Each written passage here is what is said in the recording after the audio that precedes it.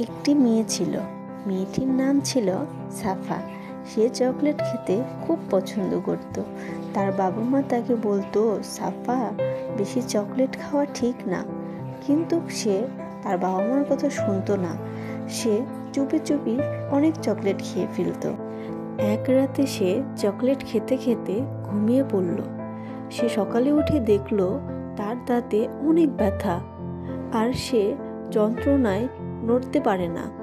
তখন সে কান্না শুরু করে দেয়। সাফার কান্না শুনে তার বাবা মা দৌড়ে আসে। এসে দেখে তার গাল ফুলে গেছে। তার বাবা মা তখন তাকে ডাক্তারের কাছে নিয়ে গেল। ডাক্তার তখন তাকে ওষুধ দেয় আর বলে, সাফা, তুমি এখন থেকে চকলেট কম খাবা। সেদিন থেকে সাফা বুঝে গেল, সে যদি তার বাবা মার কথা শুনতো তাহলে আজ তাকে ডাক্তারের কাছে আসতে। এখন সে চকলেট খায়, কিন্তু সীমিত পরিমাণে, আর চুপি চুপি চকলেটও খায় না। তো বন্ধুরা, এখান থেকে আমরা কি শিখলাম? অতিরিক্ত কোনো কিছুই ভালো না।